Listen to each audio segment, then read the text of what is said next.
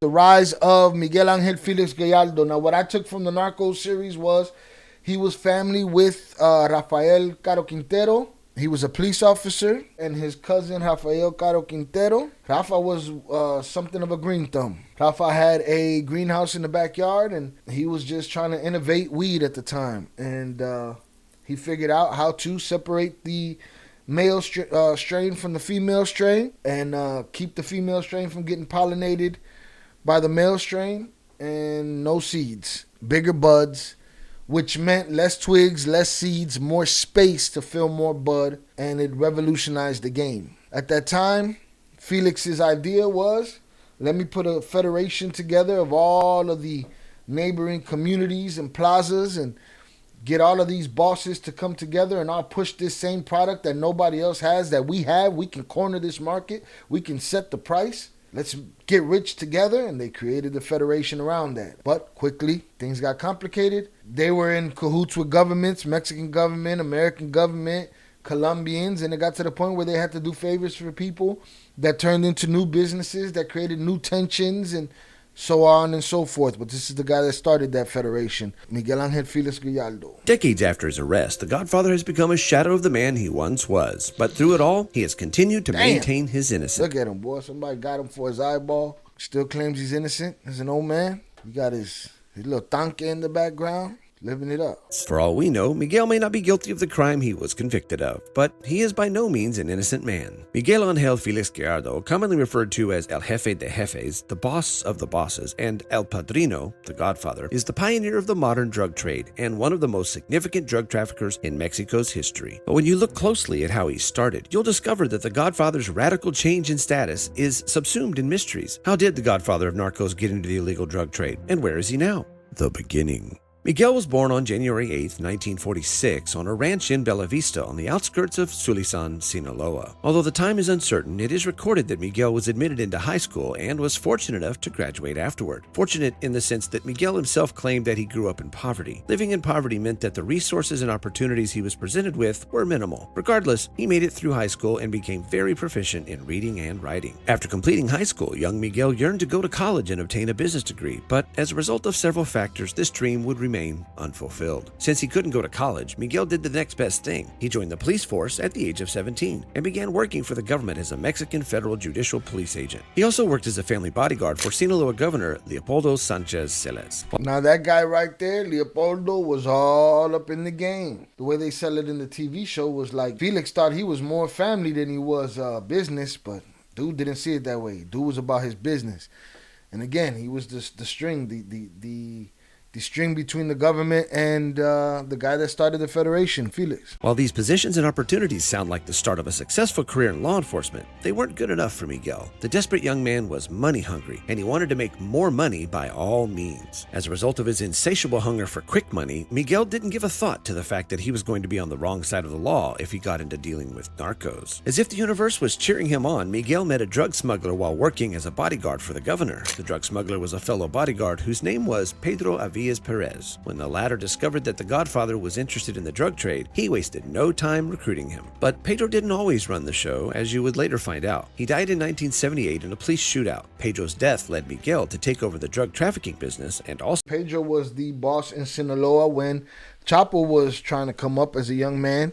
Chapo was washing his cars, and they insinuate, or they don't insinuate on the show, they flat out tell you, this insinuates that Felix might have had something to do with Pedro or with Perez being unalived and Felix taking over, but nobody has said that out loud in concrete, like, yo, this guy did this to him to take over. But nonetheless, he took over once the dude was out of his place. Pedro's death led Miguel to take over the drug trafficking business and also establish the Felix Gallardo organization, which was later changed to the Guadalajara Cartel. Now, you are probably wondering what the cartel had to do with anything. Well, the Godfather wanted a single unit to control drug trafficking in Mexico, and he wanted to sit on the throne. The rise of the Guadalajara Cartel. As is common with all powerful drug lords, the Godfather had his partners and loyalists, namely Rafael Caro Quintero and Ernesto Fonseca Carrillo. By the 1980s, these three already knew the ins and outs of the drug trafficking system in Mexico. According to The Atlantic, their drug empire included... According to The Atlantic, these three already knew the... Now, I don't know if they really did it like this or they just showed it like this on the show. But this plantation is the size of like Illinois. Rancho Buffalo marijuana plantation. Look at this, all of this, and there's more on this side. All of this between these mountains, this all bud on the TV Plantation show. reportedly spanned over 2,000 acres of land and produced up to $8 billion in products every year. The Guadalajara cartel continued to be successful to the point where the Godfather began to embrace the ideal of expansion. He formed affiliations with the Cali cartel and the Medellin cartel of Colombia to export drugs to Tijuana. According to Wilson Center, the cartel became extremely powerful due to its connections to powerful Colombian OCGs and the lack of internal rivalries or competition within Mexico. When people talk about the spread of narcos in Mexico today, they do not fail to mention the Godfather's involvement with the famous Colombian drug lord Pablo Escobar, in one way or another. However, experts believe that an affiliation between the two would have been very unlikely. Notwithstanding, nobody can deny the I know a lot of unhappy Colombians with that guy's performance. They think he sounds like a Brazilian trying to be a Colombian. He's an actor. However, experts believe that an affiliation between the two would have been very unlikely. Notwithstanding, nobody can deny the fact that the Godfather's partnership with other cartels helped to strengthen his business. Reports also state that the Mexican DFS, Dirección Federal de Seguridad, intelligence agency protected the Guadalajara cartel. See, that was their precinct. That was their ringer.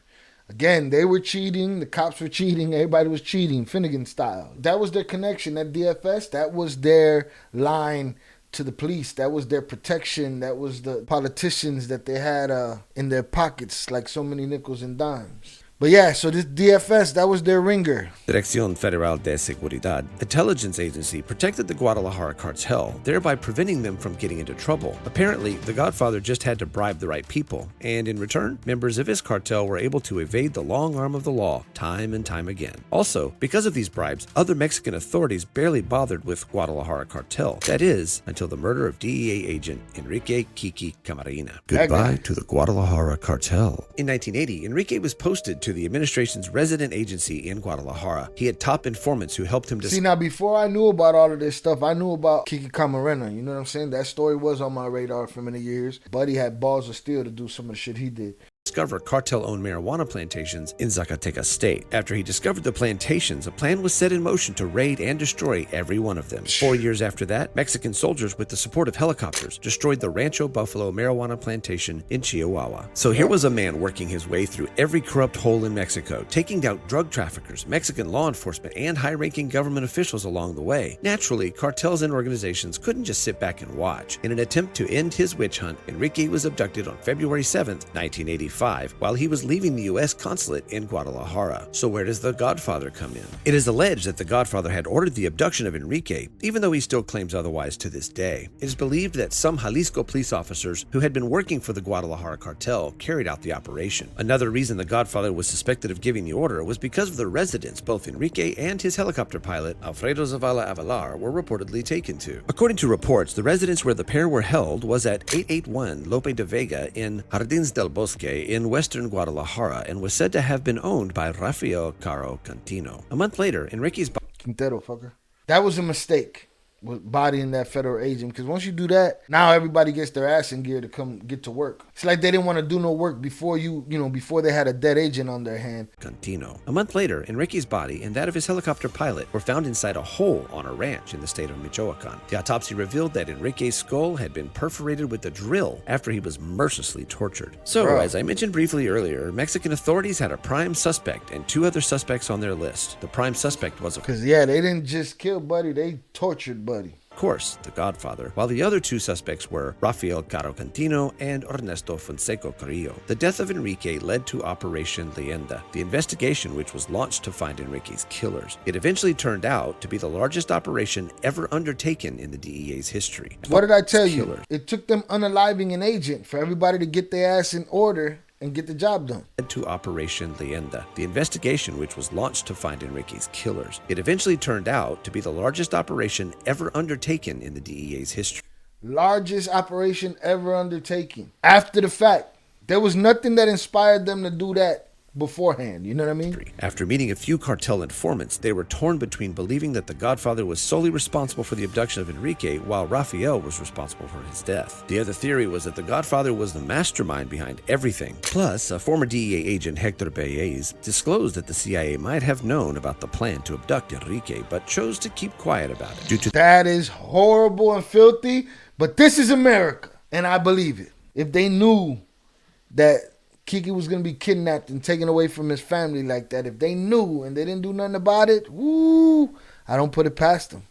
Because America is a cartel and a gang on its own. Plus, a former DEA agent, Hector Baez, disclosed that the CIA might have known about the plan to abduct Enrique, but chose to keep quiet about it. Due to the pressure that the Mexican investigators were getting from the U.S., Rafael and Ernesto were arrested shortly after. On the other hand, the Godfather enjoyed political protection until 1989, when Mexican authorities took him out of his home in a bathrobe. The Godfather later wrote in his diary, "I was taken to the DEA. I greeted them, and they wanted to talk. I only answered that I had no involvement in the Camarena case, and I said, 'You said a madman would do it, and I am not mad. I am deeply sorry for the loss of your agent.'" The Godfather was charged by the Mexican authorities and the United States with the kidnapping and murder of DEA agent Enrique Camarena. That dude right there, they did him dirty. And if the CIA knew that they were going to do him dirty, they even dirtier than the dudes that did him. This dude was America, boy. He wanted to take them down bad, put his life on the line for it. Agent Enrique Camarena, as well as racketeering, drug smuggling, and several violent crimes. He was later sentenced to 37 years in prison. As for the Guadalajara cartel, it began to fare poorly as its top members left the cartel to form their own cartels after the Godfather's arrest. Where is the Godfather now? The Godfather's arrest was said to have revealed just how corrupt Mexico's police force was. Some policemen dropped their badges and fled, while others were arrested. Meanwhile, the Godfather himself continued to be very influential, even behind bars. He continued to run the cartel with the help of his lawyer, whom he told to break down the chain of the drug trade to make it more efficient and to prevent them from getting caught by law enforcement. Unfortunately for the Godfather, everything changed in 1993. At this time, he was moved to a maximum security facility, so he lost control over the other drug lords, and eventually, the entirety of his cartel crumbled.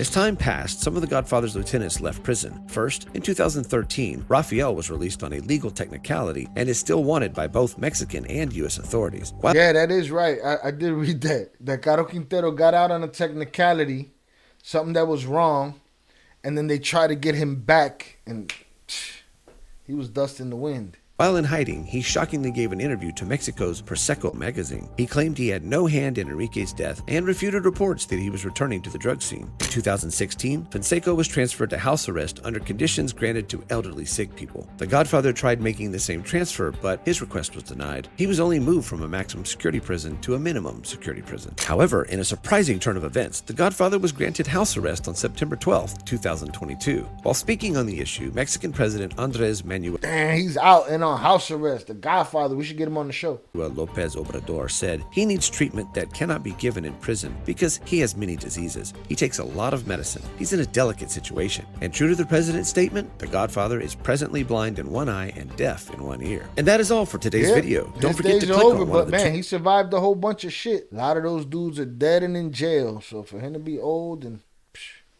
at home. So that was the Felix Gallardo story. He was the numero uno person that was a police officer that decided, hey, my cousin's back there creating a new strain of weed that nobody ever heard of, that has no seeds, that we could move quicker and easier and in more abundance.